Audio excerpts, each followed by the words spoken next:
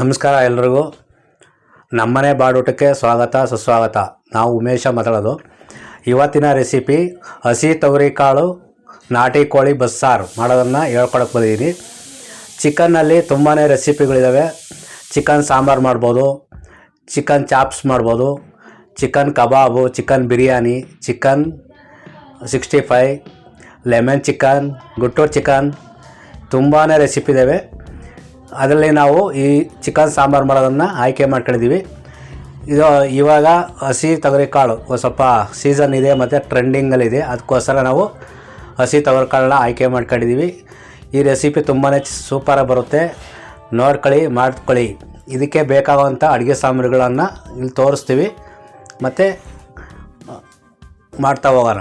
ಇವಾಗ ಇದಕ್ಕೆ ಶುಂಠಿ ತೊಗೊಂಡಿದ್ದೀನಿ, ಬೆಳ್ಳುಳ್ಳಿ ತೊಗೊಂಡಿದ್ದೀನಿ, ಈರುಳ್ಳಿ, ಕೊತ್ತಂಬರಿ ಸೊಪ್ಪು, ತೆಂಗಿನಕಾಯಿ ತೊಗೊಂಡಿದ್ದೀನಿ, ಮತ್ತು ಖಾರ ಪುಡಿ ಮತ್ತು ಮಟನ್ ಮಸಾಲೆ ಪುಡಿ ತೊಗೊಂಡಿದ್ದೀನಿ.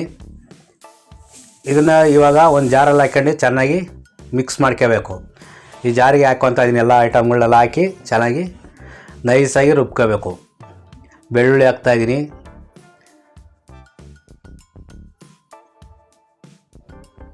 ಬೆಳ್ಳುಳ್ಳಿ, ಶುಂಠಿ,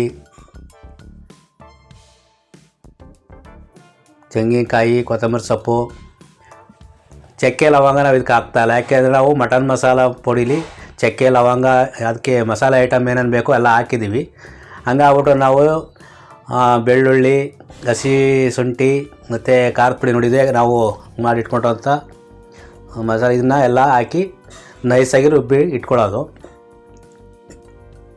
ನೋಡಿ, ಇದು ಮಟನ್ ಮಸಾಲೆ ನಾವೇ ರೆಡಿ ಮಾಡಿಟ್ಟಿರೋದು. ಅದು ಇನ್ನೊಂದು ವೀಡಿಯೋ ಮಾಡಿ ಹಾಕ್ತೀನಿ, ಮಟನ್ ಮಸಾಲೆ ಚಿಕನ್ ಮಸಾಲೆ ಮಾಡೋದು ಹೇಗೆ ಅಂತ. ಇದನ್ನು ಚೆನ್ನಾಗಿ ನೈಸಾಗಿ ರುಬ್ಕೊಳ್ಳೋದು. ಇವಾಗ ಇದಕ್ಕೆ 200 ಗ್ರಾಮಷ್ಟು ನಾವು ತೊಗರಿಕಾಳು ತೊಗೊಂಡಿದ್ವಿ, ಹಸಿ ತೊಗರಿಕಾಳು ತೊಗೊಂಡಿದ್ವಿ. ಇದನ್ನು ಕೂಡ ಒಂದು ಕುಕ್ಕರಲ್ಲಿ ಹಾಕಿ ಸ್ವಲ್ಪ ಉಪ್ಪು ಹಾಕಿ ಬೇಯಿಸ್ಕೊತೀವಿ. ಕುಕ್ಕರಲ್ಲಿ ಹಾಕಿ ಬೇಯಿಸ್ಕೋಬೇಕು. ಚಿಕನ್ ಜೊತೆನೇ ಹಾಕಿ ಬೇಯಿಸಿದ್ರೆ ಇದು ಜಾಸ್ತಿ ಬೆಂದೋಗ್ಬಿಡುತ್ತೆ, ಅದಕ್ಕೋಸ್ಕರ ಇದು ಮಾಡ್ತಾಯಿರೋದು. ಇವಾಗ ಒಂದು ಕುಕ್ಕರ್ ಇಟ್ಕೊಂಡಿದ್ವಿ. ಕುಕ್ಕರಿಗೆ 4 ಟೇಬಲ್ ಸ್ಪೂನಷ್ಟು ಎಣ್ಣೆ ಹಾಕ್ಕೊಂಡು ಅದಕ್ಕೆ ಈರುಳ್ಳಿ ಹಾಕಿ ಚೆನ್ನಾಗಿ ಫ್ರೈ ಮಾಡ್ಕೊತಾ ಇದ್ವಿ. ಬ್ರೌನ್ ಕಲರ್ ಬರೋವರೆಗೂ ಫ್ರೈ ಮಾಡ್ಕೋಬೇಕು.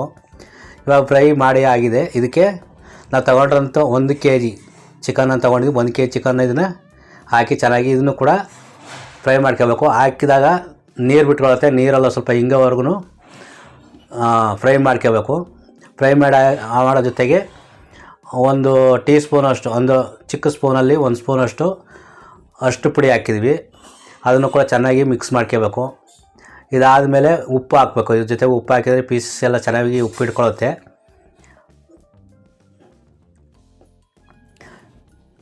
ನಾಟಿ ಕೋಳಿ ಚಿಕನ್ ಸಾರು ಇದು ಕರ್ನಾಟಕದ ಅಂದರೆ ನೋಡಿ. ಇವಾಗ ಉಪ್ಪು ಹಾಕ್ತಾಯಿದ್ದೀನಿ. ನಿಮಗೆ ಎಷ್ಟು ಉಪ್ಪು ಬೇಕೋ ಅಷ್ಟು ಉಪ್ಪು ಹಾಕ್ಕೊಳ್ಳಿ.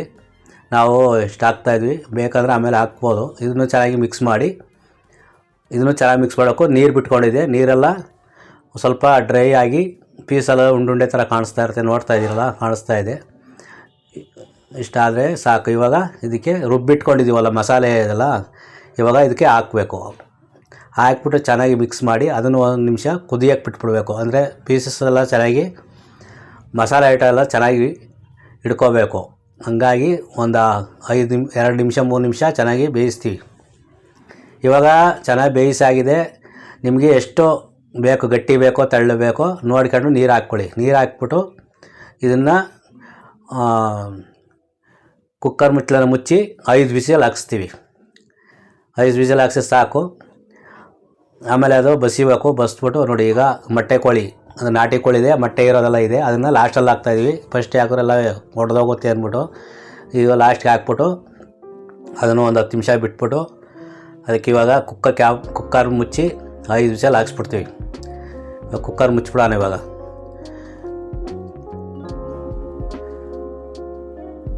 ಕುಕ್ಕರ್ ಹಾಕಿ ಮುಚ್ಚಿ 5 ವಿಸಿಲ್ ಹಾಕ್ಸ್ಬಿಡೋಣ. ಇವಾಗ 5 ವಿಸಿಲ್ ಆಗಿದೆ. ಇವಾಗ ಓಪನ್ ಮಾಡೋಣ, ನೋಡೋಣ ಯಾವ ಥರ ಬಂದಿದೆ ಅಂತ. ಚೆನ್ನಾಗಿ ಬಂದಿದೆ, ಚೆನ್ನಾಗೆಲ್ಲ ಬೆಂದಿದೆ ಪೀಸ್ಗಳೆಲ್ಲ. ಇಷ್ಟು ನೀರಿದ್ದರೆ ಸಾಕು ನೋಡಿ, ಬೆಂದು ಎಲ್ಲ ಇಷ್ಟು ನೀರು ಸಾಕಾಗುತ್ತೆ. ಇಷ್ಟಿದ್ರೆ ಸಾಕು ನಮಗೆ ಸಾಂಬಾರು. ಇದು ಕರ್ನಾಟಕದ ಫೇಮಸ್ ಖಾದ್ಯ ಅಂತಲೇ ಹೇಳ್ಬೋದು. ಯಾಕೆಂದರೆ ತುಂಬಾ ನಮ್ಮ ಕರ್ನಾಟಕದಲ್ಲಿ ಇದು ನಾಟಿ ಕೋಳಿ ರಾಗಿ ಮುದ್ದೆ ಸೂಪರಾಗಿ ಬರುತ್ತೆ. ಅದಕ್ಕೆ ನಮ್ಮ ಕರ್ನಾಟಕದಲ್ಲಿ ಫೇಮಸ್ ಆಗಿದೆ. ಇದನ್ನು ಇವಾಗ ಸಪ್ರೇಟಾಗಿ ಸಾಂಬಾರನ್ನ ಬಸ್ಕೋಬೇಕು. ಅಂದರೆ ಬಸ್ಸಾರು ಮಾಡೋಕ್ಕೋಸ್ಕರ ಸಪ್ರೇಟಾಗಿ 2 ಪೀಸು ಪೀಸ್ಗಳೆಲ್ಲ ಡಿವೈಡ್ ಮಾಡ್ಕೊಂಡು ಸಾಂಬಾರು ಡಿವೈಡ್ ಮಾಡ್ಕೋಬೇಕು. ಫುಲ್ಲು ಎಲ್ಲ ಬಸಿಬೇಕು. ಇವಾಗ ಬಸಿತಾ ಇದ್ವಿ. ಬಸ್ತಾಗಿದೆ. ಬಸ್ತಾ ಇರೋಕ್ಕೆ ಇವಾಗ ನಾವು ಬೇಯಿಸಿಟ್ಕೊಂಡಂಥ ತೊಗರಿ ಕಾಳನ್ನ ಅದಕ್ಕೆ ಹಾಕ್ತಾಯಿದ್ವಿ. ಆಮೇಲೆ ಮೊದಲು ನಾವು ರುಬ್ಬಿಟ್ಕೊಂಡಿದ್ವಲ್ಲ ಮಸಾಲೆ, ಅದನ್ನು ಸ್ವಲ್ಪ ಇಟ್ಕೊಂಡಿದ್ವಿ, ಅದನ್ನು ಕೂಡ ಇದಕ್ಕೆ ಹಾಕ್ತೀವಿ. ಹಾಕಿ ಚೆನ್ನಾಗಿ ಮಿಕ್ಸ್ ಮಾಡಬೇಕು. ಮಿಕ್ಸ್ ಮಾಡಿ ಅದು ಹಸಿ ವಾಸನೆ ಹೋಗೋವರೆಗೂ ಬೇಯಿಸ್ಕೋಬೇಕು. ನಮ್ಮ ಕರ್ನಾಟಕದಲ್ಲಿ ನಾಟಿ ಕೋಳಿ ಮುದ್ದೆ, ರಾಗಿ ಮುದ್ದೆ ತುಂಬಾ ಇಷ್ಟಪಟ್ಟು ತಿನ್ನುವಂಥ ಒಂದು ಊಟ ಇದು. ನೀವು ಒಮ್ಮೆ ಟ್ರೈ ಮಾಡಿ, ನಿಮ್ಮನೇಲಿ ಹೇಗೆ ಬಂತು ಅಂತ ನಮಗೆ ಒಂದು ಕಮೆಂಟ್ ಮಾಡಿ. ನಮಗೆ ಇದರಲ್ಲಿ ಮುದ್ದೆ ಮತ್ತು ಸಾಂಬಾರು, ಅನ್ನ ಮತ್ತು ರಾಗಿ ರೊಟ್ಟಿ, ಅಕ್ಕಿ ರೊಟ್ಟಿ, ದೋಸೆ, ಇಡ್ಲಿ ಎಲ್ಲದಕ್ಕೂ ಸಹ ಇದನ್ನು ಇದು ಮಾಡ್ಬೋದು. ಇವಾಗ ಖಾರ ಮತ್ತು ಹಾಕಿದ್ವಿ, ಇವಾಗ ತೆಂಗಿನಕಾಯಿ ಹಾಕಿದ್ವಿ. ತೆಂಗಿನಕಾಯಿ ಕೂಡ ಚೆನ್ನಾಗಿ ಮಿಕ್ಸ್ ಮಾಡಿಬಿಡ್ಬೇಕು. ಮಿಕ್ಸ್ ಮಾಡಿದ್ರೆ ಆಯಿತು, ನಾಟಿ ಕೋಳಿ ಚಿಕನ್ ಸಾಂಬಾರು ರೆಡಿ. ಹಸಿ ತೊಗರಿ ಕಾಳು ನಾಟಿ ಕೋಳಿ ಬಸ್ಸಾರು ರೆಡಿ. ನೀವು ಒಮ್ಮೆ ಟ್ರೈ ಮಾಡಿ. ನೀವು ಮಾಡಿರೋಂಥ ಅಡುಗೆ ಹೇಗೆ ಬಂತು ಅನ್ನೋದನ್ನು ನಮ್ಮ ಕಮೆಂಟ್ ಮುಖಾಂತರ ತಿಳಿಸಿ. ಹಾಗೆಯೇ ನಮ್ಮ ಚಾನಲ್ನ ಸಬ್ಸ್ಕ್ರೈಬ್ ಮಾಡಿ. ಅಂದರೆ ನಮ್ಮನೆ ಬಾಡೂಟ ಚಾನಲ್ನ ಸಬ್ಸ್ಕ್ರೈಬ್ ಮಾಡ್ಕೊಳ್ಳಿ. ಇನ್ನು ಮುಂದೆ ವೀಡಿಯೋಗಳು ಬಾಡೂಟದ ವೀಡಿಯೋಗಳೇ ಬರ್ತಾ ಇರ್ತವೆ. ನಮ್ಮನೆ ಬಾಡೂಟದಲ್ಲಿ ಬರೀ ಬಾಡೂಟನೇ ಇರುತ್ತೆ.